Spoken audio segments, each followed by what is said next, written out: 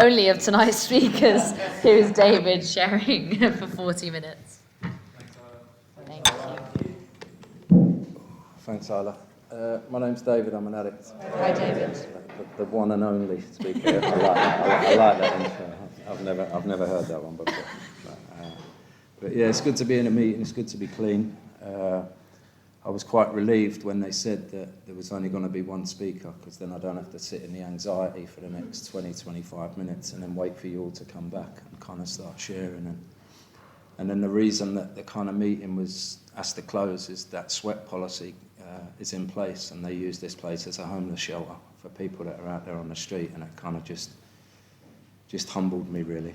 Do you know what I mean? To kind of think, you know, there's people out there that are kind of dying in this cold weather and sleeping in tents and stuff. And, you know, I was thinking, like, you know, a week and a half ago I was sitting on a beach in Thailand, do you know what I mean, with my brother and his family, and, you know, now I've come back to the kind of cold Trafalgar Square, and, you know, but there, like I said, there's people out there using and kind of and dying, really. So, you know, yeah, it's. I'm thinking to myself, you know, 40 minutes, that's a long time. I don't know, you know, what I'm going to share about for 40 minutes. My stomach's kind of churning with kind of anxiety, and, you know, and then once I get into the flow of it, you won't be able to shut me up, and I'll need a 5-minute warning, you know. But, you know,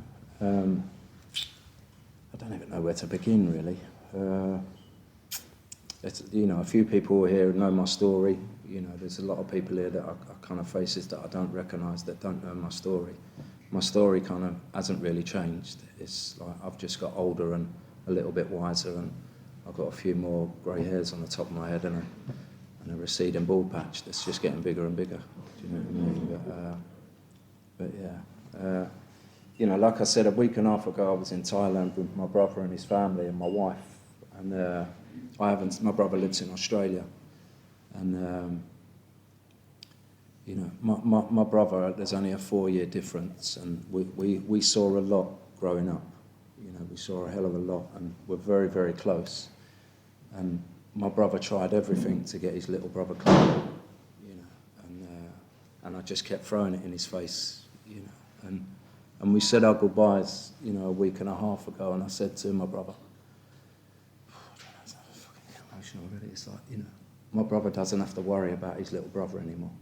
And my brother turned around and said, I'll always worry about my little brother. Do you know what I mean? And I'll kind of start at the beginning, because, you know, our relationship is, you know, like I said, we went through a lot growing up. You know, I'm from a council estate in Hackney, where in the 80s, you know, heroin just flooded, you know, a lot of council estates, and just kind of swept through a lot of kind of households, and, you know, a lot of friends, and, you know, and stuff like that. And that kind of tidal wave of addiction kind of came into my own house, where, you know, unbeknown to me as a 10, 11-year-old kid, you know, it grabbed my mum and dad, you know. And, you know, my dad ended up going to jail. Like, one minute he was there and the next minute he wasn't. And, you know, he was in prison for the next 4 years, you know. And the only time I got to see my dad was across a prison table, you know. And I was in secondary school, and, you know, my dad weren't there on my first day at school and all that kind of stuff. And my dad came out when I was 14. And what I didn't know is, you know, what I'd been told, I was told the truth at 14, that basically my mum and dad were heroin addicts. And, you know, there was a time when I was 14 that they were both going into detox. But what I was told is they were going into a hospital, you know. And as a kid, as a 14-year-old, you know, you visit your grandparents in hospital, and, you know, they kind of pass away, or you go to hospital and you die. So I kind of always had this anxiety and this worry that, you know, my parents were going to die. And it was kind of in the times of, like, Zamo and Grange Hill, where, you know, just say no to drugs, and, you know, Zamo's in a bin chute or under a bridge kind of injecting heroin and dying kind of thing. I always had that fear and worry that was going to happen to my parents, you know what I mean? And from an early age, I was kind of I learned to just shut down, do you know what I mean? And I just got this tunnel vision, and if you asked me how I was, I would just say that I was all right. And I just got on with it, do you know what I mean? I was always in a hurry going nowhere, you know, but I guess what I was running away from was the actual feelings. But I didn't know that at the time. Do you know what I mean?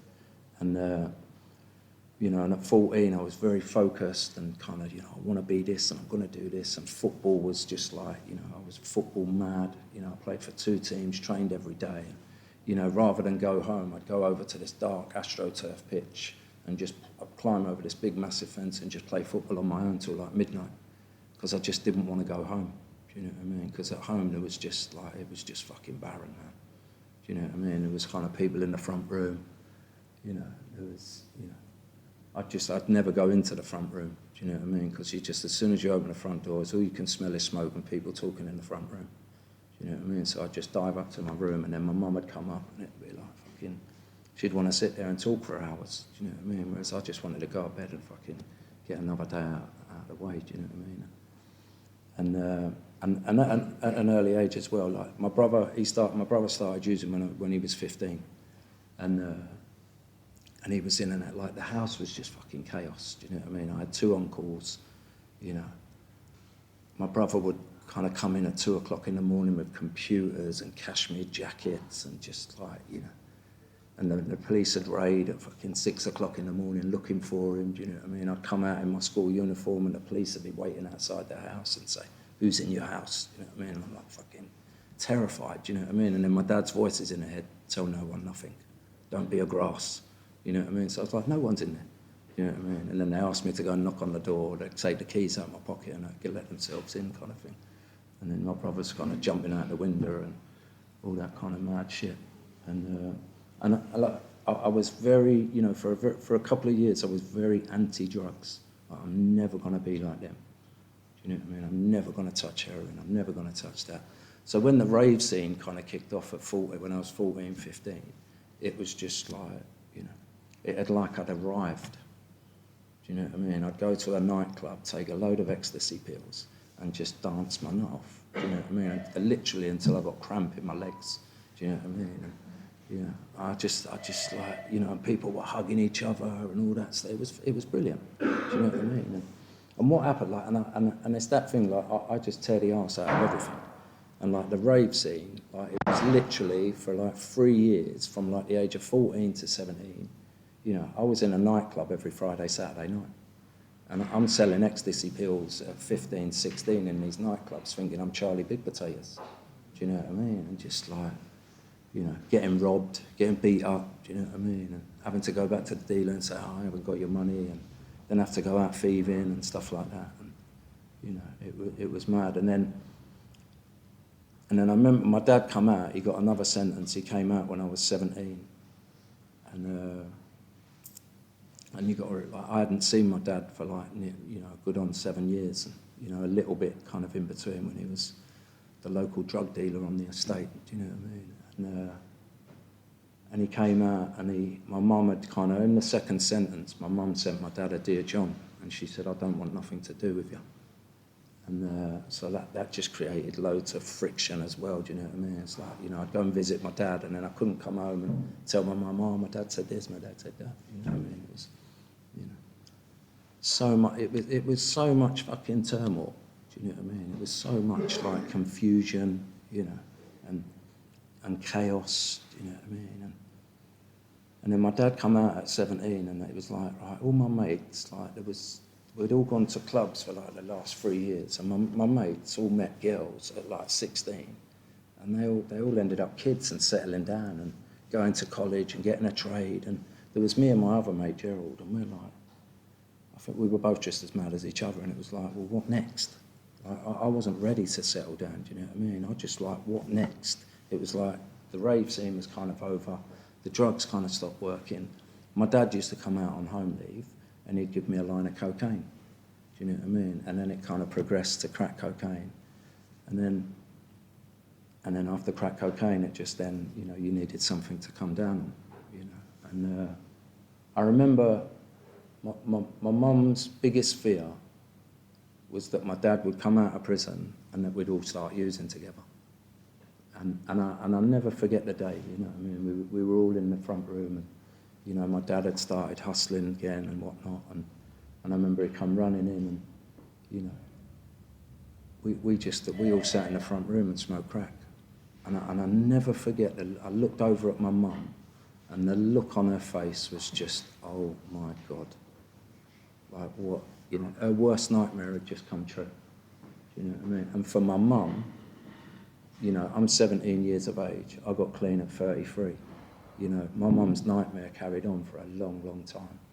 Do you know what I mean? And it just became like, and it didn't last too long because the chaos and the arrests and prisons and all that kind of started to get involved. And you know, we all kind of, my mum fell pregnant, my sister was born addicted to drugs, social services got involved, they were going to remove my sister, they might give my mum an ultimatum, and it was like, right, if you don't remove yourself from this situation, we're going to take that child away. You know, and my mum, you know, God bless her, she got the courage and she packed up her bags and she got away. And then kind of 6 months later, me, my dad and my brother, we all got arrested. You know, we were all looking at a prison sentence and, you know, I thought, you know, I'd run off to my mum, do you know what I mean? And kind of stayed with my mum for a bit. And, you know, the court case kind of came up and I went to court, we did a plea bargain and I came back down to London for the court case and I ended up staying down and got stuck here for another, you know, over 10 years. And in the beginning, like at 19, you know, I should have finished college, you know what I mean? I should have had my trade. You know, I should have been living my life like my friends and, you know, going on holidays and whatnot. And, you know, me, my dad and my brother, we just went on a little bit of a rampage, really. And, you know, as you kind of know, it's like when you go on a rampage, when it comes to drugs, you're going to hit a brick wall. You know, that it's a car crash waiting to happen. And, you know, but what happened in that is my brother, you know, I was always the youngest, so I was always able to say to my dad and my brother, you take the blame. Or they'd go, don't worry, Dave, we'll take the blame. Do you know what I mean? And I was like, sweet, I'm happy with that. You know, and my brother, you know, again with my brother, it was like he went to jail and he was in prison for 6 weeks and he came out and he turned around to me and my dad and he went, that's it, I've had enough. And he was 24 years old. And at the time, I remember thinking to myself, like, what do you mean? Like, we're the Three Musketeers. It's like one for all and all for one. We're in this together. Do you know what I mean? You can't abandon ship, you know. And thinking, like, what are you doing? And, you know, he moved back to our family home that had been boarded up by the police. People had broken in and nicked the copper pipes. But my brother went back there from prison and just, like, you know, took the boards off the windows, got the council to do it all up again. And me and my dad are kind of sofa surfing and whatnot. And looking back, like we would go round to my brother, and my brother's like, I'm trying to get clean here, like I'm trying to turn my life around, you know what I mean? But we're like, you're just in that selfish mindset of like, come on, we're doing him a favour, do you know what I mean? Have a bit of this, have a bit of that, and, you know. But like he stayed strong through it all, do you know what I mean? And he was always, you know, that kind of beacon really of like, you know, there is a way out. Like you can, you know, your brother's done it, why can't you? You know. And I remember I was in a relationship for 5 years. It was just using, and you know, like my dad used to come round on my birthday. You know, I'd finally got my own flat. I was in this relationship. My dad would come round for my birthday and bring me one of each as my birthday present. Do you know what I mean? And at the time, I was thinking, oh, thank you. Oh, what a lovely fella. So generous. Do you know what I mean? It was probably on Gyro Day as well. Do you know what I mean? But you know, when I finally went to rehab and I had to write a life story, do you know what I mean? And I had to write like, you know. So I got to rehab. So I ended up, you know, but back to my brother. So, you know, I was in this relationship. My brother had been clean for a few years. And one day he just turned around to me, he said, come on, he said, we're going to Australia. He went, yeah, come on, we're going. And within about 2 weeks, my aunt had given me my fare. I took my last bit of methadone at Heathrow Airport. I think I was on about 40 mils. And then by the time I got to Tokyo Airport, I was in withdrawals. Do you know what I mean? And my brother, you know, like I said, he tried everything to get his little brother clean. He took me as far away as possible to kind of, you know, because the reason Australia, like my brother's still there now, but my brother went over to Australia like when he was 17 and 19 to get clean with some fat, like we've still got cousins and stuff over there. But, you know, and I remember getting there and I did this, you know, I did a raw withdrawal, like for 4 weeks. I had nothing, like I would, like, you know, we were living above a pub. There were mosquitoes. Like I was up at, like I couldn't sleep, and that's all you could hear was fucking mosquitoes. Do you know what I mean? And I'd just be up at 4 or 5 o'clock in the morning. I'm in Sydney, and it's like Bondi Beach is like half an hour away, which is paradise if you've never been there. It's just like it's one of the best beaches in Australia. But it's like with coming withdrawals and with having all that wreckage and carnage that I've come from, it was just like I couldn't see the beauty of it. Do you know what I mean? I was so much in my own head and that self-obsession.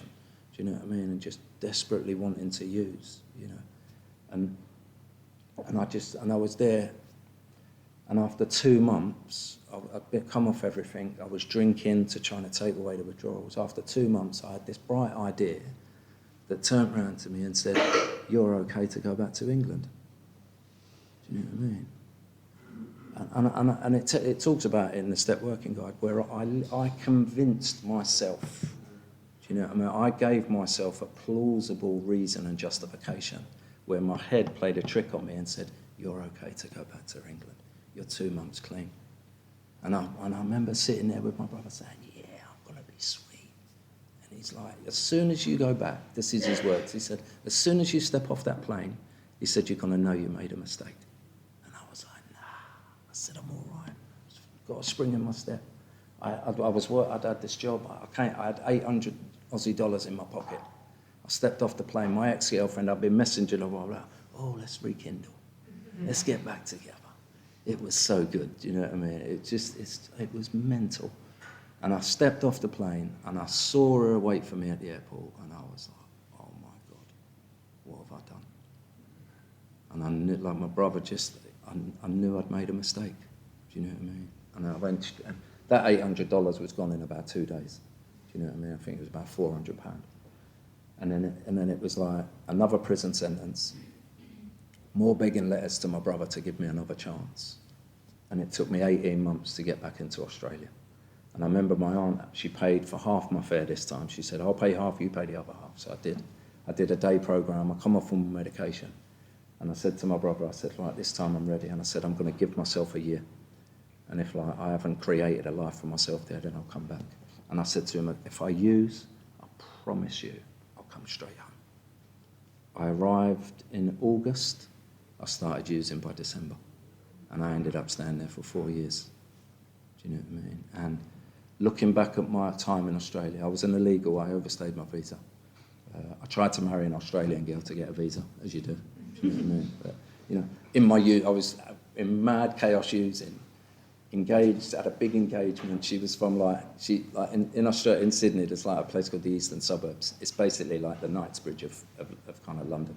So she came from a bit of money, do you know what I mean? And it was like, yeah, she's the woman of my dreams, and she's going to help me stay. She's going to keep me staying. I remember I was on naltrexone, and she used to give it to me every single morning. Do you know what I mean? And if anyone's never been on naltrexone, if you don't take it for 3 days, you can use. But if you use it within the 3 days, you'll go into withdrawals. So I used to pretend to take it every morning, and after 3 days, just because I didn't know about the obsession and the compulsion. Do you know what I mean? I just tried to do everything on my own will, on David's will, try it David's way. Do you know what I mean? And, and what would happen in that state, if you don't take if you've come off your drugs, you take naltrexone, you use. In Australia, it's all China white, so you have to inject it. If you smoke it, you don't really get much from it. And what used to happen in that is I would use an overdose, and I look back at my time in Australia, I overdosed over 10 times, and I had naloxone, administered to me many, many times. And I remember waking up. This is the insanity of my using is in Australia. Is I would, I'd go out in the morning, I'd go out shoplifting, I'd dress up quite smartly. Do you know what I mean? So because in Australia they're a bit weird because they go out shoplifting in shell suits and all that, and just security guards would follow them. So I used to go in like a shirt and try and look tidy, but look like Casper. Do you know what I mean? And what I would do is I remember this time I went out shoplifting. I got about $300. I used with this fella. We met the dealer in the back of the car. I had a hit and I went over. And he drove her. There was 3 of us. The guy drove me to the hospital. The other guy's giving me the kiss of life, banging my chest. Not that I know, that's what he told me. So I was unconscious. And they took me to this hospital. They kind of give me the naloxone. I come to. And if anyone's never had naloxone, it's not a pleasant experience. You go straight into withdrawals, your head starts to throb, do you know what I mean? And it's all you want to do is just get out of there and use, do you know what I mean? Like you've got no consideration for that someone's just saved your life. It's all you care about is get the fuck away from me. You've put me in withdrawals. You've ruined my buzz, you know? And then, you know, I pulled off all the strips in the hospital. I ran out of the hospital and I used.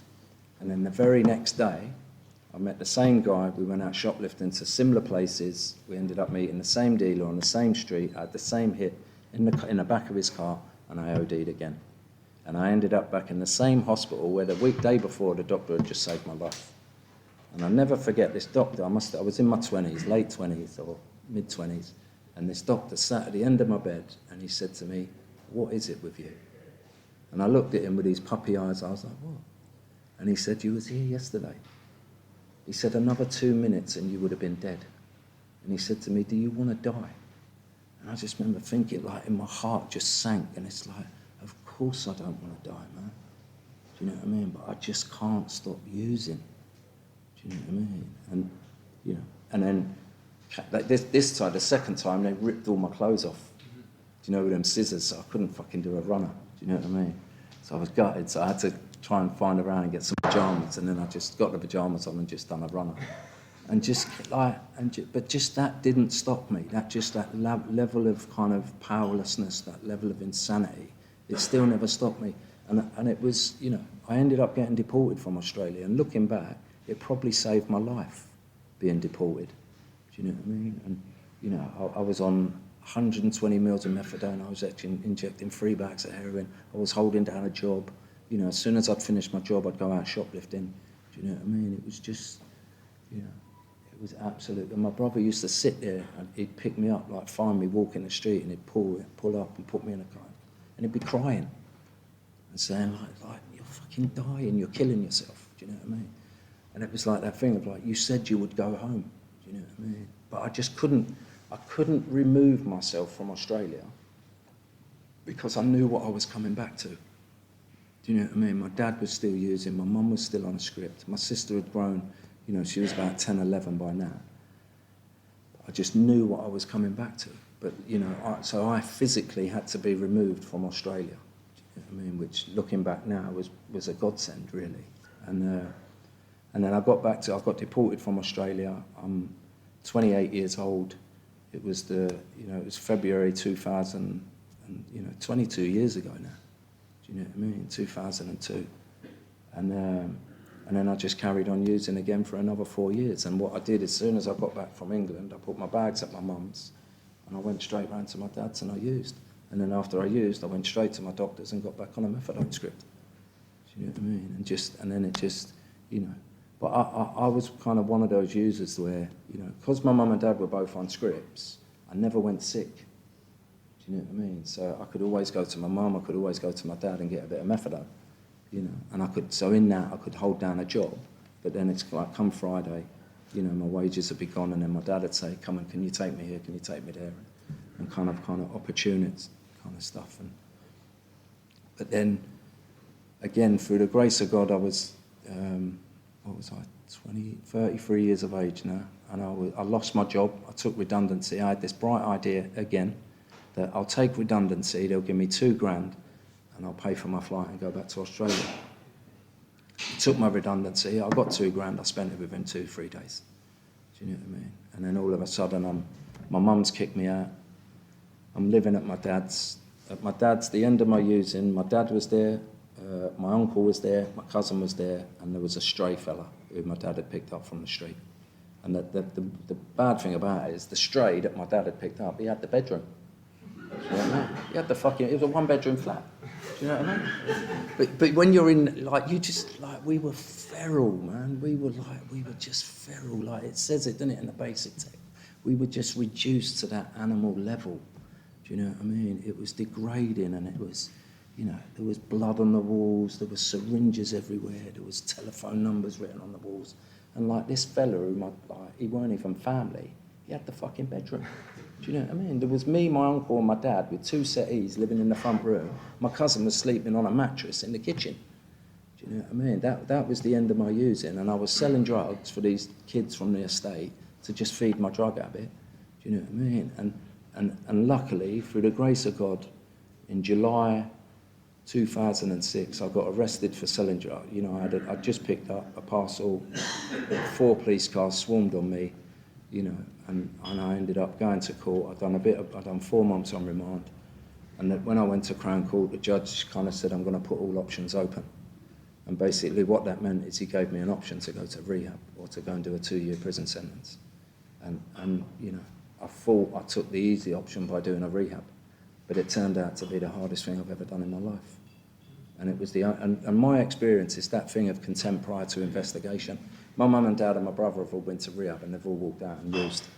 So my mindset was like, you go to rehab, you just come out, you use. Do you know what I mean? And that was my experience. Because I used when I was 4 months in treatment and didn't tell no one and went back. Do you know what I mean? So that was again of kind of, you know, because what I do the first time and one time I've only been to rehab is I'm very good at complying. I'm very good at being conformative. Do you know what I mean? And there were things that was, you know, like I said, I had to write a life story and it was 25 pages and I was like, fuck it, I haven't written anything since I've written my brother a few begging letters when I was in prison and trying to get back to Australia, but you know, to write a 25-page life story, it's just kind of, you know, how long have I been sharing? Because like I said, I can ramble on. 14 minutes. 14 minutes, God, I'm not even there yet, Jesus. I'm not even at the juicy bit yet, you know what I mean? But, so yeah, you get the picture. That's what I'm kind of trying, let's kind of like start to wind it down really. You get the picture of, you know, and at rehab at 33 years of age, I completed rehab, and what they did is they introduced me to Narcotics Anonymous. And like I say to people is, you know, I've been coming to meetings since I left treatment in January of 2007, and I'm still doing as I'm told. I haven't always, but I'm still doing as I'm told. And they said to me, when you leave this establishment, you know, or this institution, get yourself a sponsor, wrap yourself around the meetings, you know, go through the steps, share in meetings and do service. And I've tried, and I'm going to say tried to do that consistently. Do you know what I mean? In my first 5 years, I was flying. Do you know what I mean? I did a share here. This used to be like, it was in a cabin. Do you know what I mean? And I did a share here when I was 8 months clean. I've done a share here when I've been 5 years clean. You know, and I've always kind of stuck around. And in my first 5 years, I did a lot of stuff. You know, and not that I don't still do. You know, I've still got a home group, still got a sponsor, still going through the steps, and you know, still do service and stuff. And you know, and when this is the kind of program where, you know, this is where it kind of kicked in of making that direct amends. Is, you know, I came back to London to do a step 9 with my dad, and he was still in active addiction. I was about 9 months clean. And I went to my dad's flat, and it was basically squalor.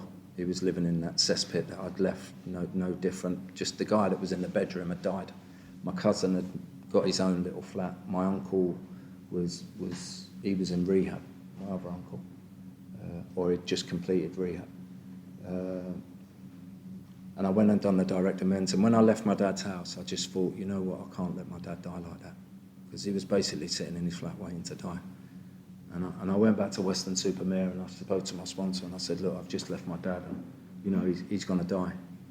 And I said, I need to go and kind of help him out kind of thing. And, you know, and my sponsor was like, he agreed. He was like, you know, and even to this day when we talk about it, it's like, you know, if I wouldn't have done it and my dad would have died, how would I have felt? I probably would have felt more guilty. Do you know what I mean? And who knows what would have happened. So, you know, I put on my Rescue Ranger suit and I kind of drive back to London, and I lived with my dad for 2 years while he was still in active addiction. And I tried everything, like my brother did with me, I tried everything to get my dad clean. I took him to meetings, you know, reduced him on his methadone to Subutex, and it was, looking back, it was all about me. Do you know what I mean? I tried to get my dad clean, but he didn't want to get clean. Do you know what I mean? Probably in his heart he really did, but my dad went through a real deep, when I helped him, when I reduced him, do you know what I mean? See, it was all about me. You know, he told me he went to Tower Bridge and nearly threw himself off the bridge. Like, he just went into such a depression. Do you know what I mean? And you know, and then I kind of, after 2 years, I just thought to myself, you know what, I need to separate myself from my dad, and kind of I moved out, and, you know, and people often used to say, like, how did you not use, you know what I mean, and it was all to this, really. You know, I'd gone through the steps, like, my dad didn't have no power over me anymore. I wasn't powerless around my dad, you know, whereas before I'd always kind of, you know, my dad was like a magnet, where he'd just draw, like, it was just, I was drawn to him. But that just meant, by having a relationship with him, just meant using. Do you know what I mean? And, you know, I guess let's talk about recovery now. If the last 10 minutes is like, you know, recovery, I always say it whenever I do a shit, if recovery was shit and it was boring, I wouldn't be here on a Friday night after doing a day's work talking to a bunch of strangers. Do you know what I mean? And when I was in Thailand with my brother's kids, they're like 25, 23 and 15. And they're proper, like the youngest, he's 50, he's just a surfer dude, man. Do you know what I mean? And I just, like, he's just such a cool kid, man. Do you know what I mean? I feel like, you know, my brother just moved away to better himself for his kids to see a different life. But then, you know, my brother did that. But his oldest kid, who's 25, he's just a chip off the old block. Do you know what I mean? We shipped him over to London when he was 15 because he'd been taking crystal meth for 2 years. Do you know what I mean? He's a car crash waiting to happen. And I've had to pick him up a couple of times, and, you know, but, you know, and yeah, he's just a chip off the old block. And, you know, in recovery, like I said, if recovery was shit, it's like I've probably done all the suggestions, you know, what you shouldn't do, I've done them. Do you know what I mean? I got into an early relationship. Do you know what I mean? I got the plant, it died. I got the dog, it bit someone, so he got put down. Do you know what I mean? And I've been married in recovery. I've been divorced in recovery. I've been married again in recovery. Do you know what I mean? What am I? We just celebrated our 5th year wedding anniversary on the 22nd of December. Do you know what I mean? Which, for me, I look back and think, that's a miracle for me, man. Like, we drive each other absolutely insane. My wife is batshit. Do you know what I mean? And you know, and I was thinking about it coming here, do you know what I mean? Like me and my wife, like, we tried to have kids and we couldn't. We went through IVF, you know, she fell pregnant, she had a miscarriage, and, you know, like, that was a fucking roller coaster, man. Do you know what I mean? And my wife, I think now, like, this was like 4 years ago. You know, we've been together 6 years. It's like we're just starting to get to a place of acceptance. Do you know what I mean? Of like, and my wife, she is the most, she has such a mothering instinct, do you know what I mean? And as a man, you know what I mean, I can't give her what she wants and what she needs. And I have to live with that every day when I look at my, like, you know, when people in work are pregnant, you know, when friends are pregnant, it's not easy. Do you know what I mean? It's really not. You know, but then the joy in my relationship, the joy of recovery, just like, that's the way it is. Do you know what I mean? Because when I was sitting in a prison cell in Pentonville, praying to a God that I didn't believe in, just asking for a way out, do you know what I mean? It's like, I'm sitting here, I've got a way out. Do you know what I mean? Fucking, that's a miracle. That you know, for that, like, you know, I can't, you know. I did this course, and this person said, like, this vicar said, if you could ask God one question, what would you ask him? And I said, I wouldn't ask him nothing. I'd just say to him, thanks. Do you know what I mean? Like, thank you, man. Like, I prayed, I sat on my knees in Pentonville prison in a cell. Do you know what I mean? And prayed to a God I didn't believe and just asked for a way out. Do you know what I mean? And you know, and I've been through, you know, like I said, I've been through divorce. You know, my dad died 10 years ago, you know, you know, he OD'd. They brought him back to life while he was unconscious from the overdose. He got fluid on his lungs. He got pneumonia. He died of organ failure that was drug-induced. You know, there's a guy in this room who came, you know, when he found out my dad was in hospital, he lives in Weston-super-Mare. He jumped in his car and he was at my dad's hospital bed. And I'll never forget that. Do you know what I mean? Like, that person jumped in his car, drove over 200 miles and sat in a hospital bed with my dad, and my dad was dead. And we said the Serenity Prayer and held my dad's hand. You know what I mean? I get goosebumps run right through me as I say that, do you know what I mean? Because my dad saw me fucking clean, man. And I remember when I worked at the probation service, this probation officer, we used to talk and whatnot, and she said, you know, your dad inspired you in ways you don't even know. And I was like, what? And she said, he inspired you not to be like him and not end my life like him. Do you know what I mean? And it was like, yeah. You know what I mean? My dad inspired me in ways he don't even fucking know. He's dead. I sit here today because I was inspired by my dad and my mum. Do you know what I mean? And it's like, I remember an old timer when I first come around, he said, recovery is about reclaiming and loss. And it's like, in recovery, I've reclaimed the person I should have always been. I wasn't born, you know, when the teacher says in class, hands up, who wants to go to university, do you know what I mean? I didn't put my hand up and say, yeah, miss, I want to be a drug addict. 5 minutes, you know. So I'm reclaiming the person I should have always been, and I've lost over 15 years of my life to active addiction. You know, and in recovery, you know, when I was in rehab, like, you know, I met this young girl, she was 17, she was a few years older than my sister, and her mum was out there using, my dad was out there using, and they used to put us in groups together, do you know what I mean? And we just used to console each other, do you know what I mean? And she was like a little sister to me, do you know what I mean? And, you know, she died in a car crash fucking 5 years ago, man, and it crushed me. You know, it absolutely crushed me. Dean knows her really well, do you know what I mean? Like, I don't like talking about it because it still doesn't seem real. Do you know what I mean? She was like, you know, she was my go-to. And I remember, because we, you know, when we was in treatment, I remember before we left, we sat down and we made a vow to each other. And we said, no matter what happens in our lives, we will always be there for each other. And this woman, Gemma, when I came out of my divorce, I kind of went through the process. I had my own place. I kind of processed it all. And after 18 months, you know, we went to Devon. And Gemma turned around to me and she said, Dave, the next person you meet has to go through me. And I was like, with my track record, you can have it. And then one time we was away again in Devon. She loved it. Like, I've got this friend who's got a beautiful house in Devon, and she lets us stay there. And Gemma used to love it there. And Gemma said, right, David, I think you're ready. And I was like, ready for what? She said, you're ready. And she said, I've got the person straight for you. And she said the name and all that. And within about 2 days, we were set up and we were at a meeting. Then we were at food and we was across the table. We were talking. Now we're married. Do you know what I mean? And that's all through Gemma. And when Gemma died, like, because I'd been married before, I was like, I ain't ready to get married again. I've just been through all that, man. I'm just like, it cost me a fortune. You know what I mean? You know, and all that rubbish. But then when Gemma died, I just thought, you know what, life is so short. Do you know what I mean? And I did not get clean to be unhappy. Do you know what I mean? And my mum has met my wife, my brother's just met my wife, and my mum said she's the best thing that's ever happened to you. Do you know what I mean? And it's all through Gemma. Do you know what I mean? You know, and I could go on for hours, man, but I won't. But I'm really glad that you let me share, and I'll leave it there. Thanks for letting me share.